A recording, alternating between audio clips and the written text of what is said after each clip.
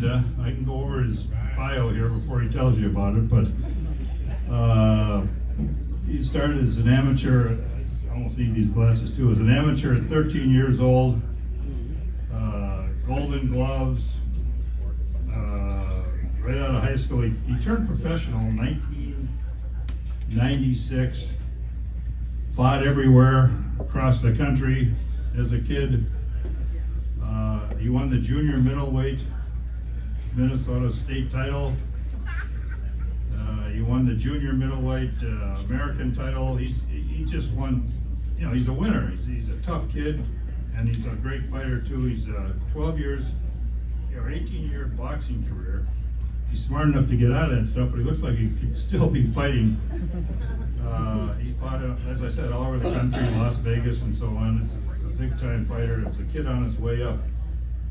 Trying to see the stats here. 45 victories, not many losses, 12 losses. He's in the Minnesota Boxing Hall of Fame. Not only that for Minnesota boxing, but he's also tonight in the Mancini St. Paul Sports Hall of Fame. Come on up here, please, Matt Vanda.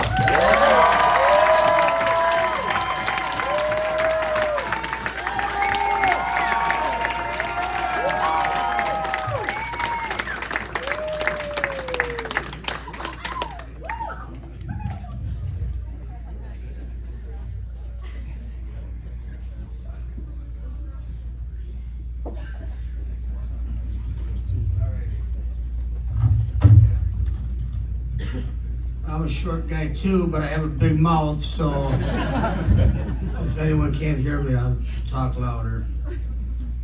Bear with me. I am from Harding High School, St. Paul. My reading might not be the best. Good evening, everybody. I'm happy to be here tonight. Thank you, Denny Nelson and the committee.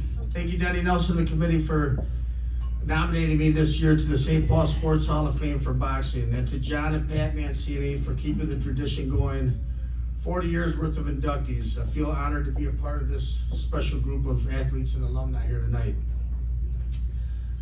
Tradition and legacy weren't terms or ideas that were important to me early on in my boxing career. I just liked to fight. It turns out I was pretty good at it. I enjoyed it.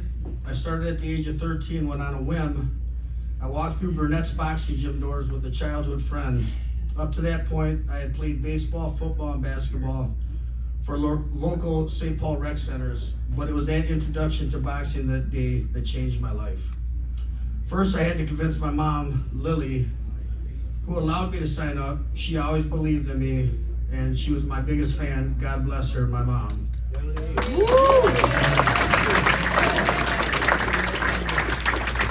So even from that young age, I knew I wanted to be in the ring. I wanted to be a fighter. This was the reason my first coach, Tommy Burnett, nicknamed me the Predator.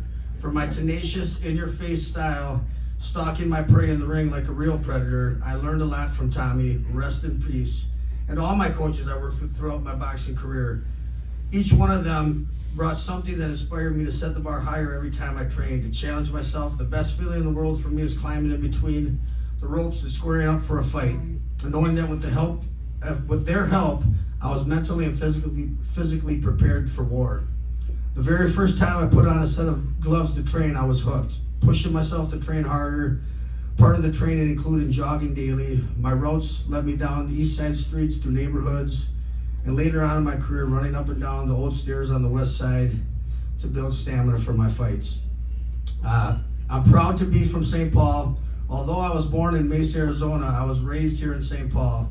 Without this city, or my rowdy fans, my rowdy crowd east side fans, the venues we were able to pack, my career wouldn't have been the same. I had 21 out-of-state or out-of-country fights, 2 in Mexico, 1 in Canada, a few at Madison Square Gardens, a few in Las Vegas. A lot of those were attended by some of my most loyal and loving friends and fans, my road dogs. And I'll never forget those interesting trips because they were wild, and a lot of you guys are here tonight. Thank you. But even going out of state, none of those venues could compare to the 40 fights fought right here at home in St. Paul and Minneapolis. How do I convey the power keg of excitement, energy, electricity, exploding with a fight or two in the ring, and of course, out of the ring. Hundreds or thousands of people chanting, Vanda, Vanda. The police were always on high alert fight night. We brought the party, the noise, and the ruckus to the venues such as the Radisson, the St. Paul Armory, Roy Wilkins, and the Target Center, to name a few. Over time, I realized fight nights had become a tradition for so many of my fans, coming to the fights together, whole families, people bringing their kids wearing Predator t-shirts. Stand up, there's a Predator t-shirt in the house tonight. Those never go out of style. Eventually, my own daughters attended some of my fights where they got to see what Dad did for a living. They got to tell the kids in school, my dad is a fighter. Google him. Big bragging rights. It was never my intention to affect people this way, to become the staple in so many people's social lives, to be named the pride of the East Side, and to be celebrated for doing what I loved. And I just loved fighting. So it was then that I realized this would be my legacy. After I retired from boxing in 2014, I knew that I would stay involved with the sport and community. I kept working out to stay in shape and be around the gym. It was around that time that Mike Evgen, I don't think he's here, he left, but he's also in the Mancini Hall of Fame. Mike Evgen was getting the old gym running again, and since then he helped me transition into Coach Matt. I like to train women because I have 3 daughters and women need to know self-defense, as well as kids of all ages. I hope to inspire the next generation to look at boxing as a tool to use in life to stay healthy in body and mind, to never let anyone bully you, to believe in yourself, and to achieve anything they put their mind to. It takes hard work and dedication, but all things are possible. Without coaches in my life, like Jesse Garza. Where's Jesse Garza? Stand up, Jesse. This guy's my best friend in the world. I love this guy.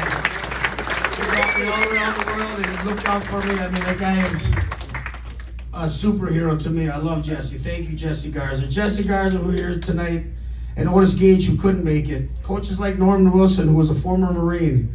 He had a take-no-shit training regimen, sort of like boot camp. He expected excellence, and I did my best to deliver for him. I won my IBA America's Middleweight belt with him, which is currently displayed here at Mancini's for all of St. Paul to enjoy for the rest of eternity. I'm almost done. I couldn't have come as far as I did without having a good coach and mentor in my corner. It is crucial to succeed. Thanks to the coaches who helped me on my journey, I now get to pass that knowledge on to the next generation.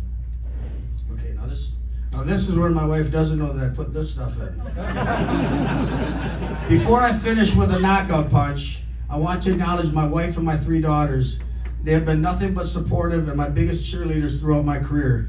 And sometimes I can be mean and ugly, and you continue to show me love. I'm no one without my girls, so thank you girls for putting up with a crabby son of a bitch for the over 20 years. Sindro, you are my Hall of Famer. I love you. I love all my girls more than anything, even more than boxing. And to wrap it up, being inducted in the Minnesota Boxing Hall of Fame in 2019 was an honor. My college daughter, Gabriella, just wrote a paper about the plaque I received and about the night ceremony of my career. I'm filled with pride knowing that this is my legacy. To now be recognized and inducted into this special St. Paul Hall of Fame, I could say is the real cherry on top of a 61-fight career. 18 years of kicking ass, taking names, and getting paid. What a ride it's been and continues to be. Thank you for the special recognition.